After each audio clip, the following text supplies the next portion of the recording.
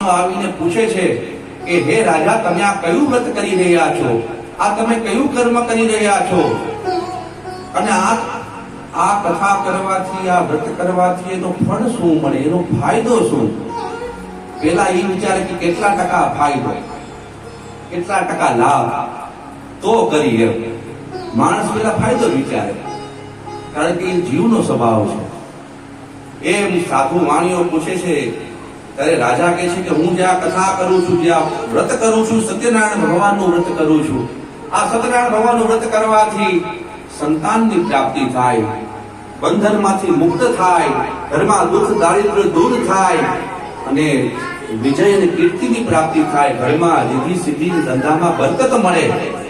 આ વ્રત કરવાથી મળે. તો વાણીઓ, સાધુ નામનો વાણીઓ કહે છે આ વ્રત ક્યારે કરવું? રાજાને કહે છે કે આ વ્રત તમે ગમે તે દિવસે કરી શકો, કારણ કે પુણ્ય કરવું હોય ને એમાં પંચાંગ જોવાની જરૂર નથી. સારું કામ કરવું હોય એમાં, પણ ખોટું કામ કરવું હોય તો એમાં ખાસ વિચારી લેવું, હૃદય ઉપર હાથ મૂકીને કરવા જેવું છે કે નહીં. સારું કામ કરવામાં ભૂદેવને પૂછવાની જરૂર નથી. જે દિવસે સારું કામ કરો, ભગવાનનું કથા કરો, એ દિવસે જ મંગલ હોય.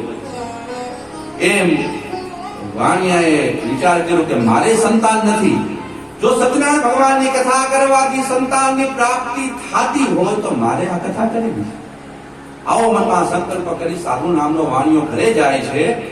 ઘરે જઈને એમની પત્નીને વાત કરે છે કે મેં આજે સત્યનારાયણ ભગવાનની કથા સાંભળી, એમની વ્રતનો મહિમા જાણ્યો, અને એમ કહેવાય છે સત્યનારાયણ ભગવાનની કથા કરવાથી, આ વ્રત કરવાથી સંતાનની પ્રાપ્તિ થાય છે.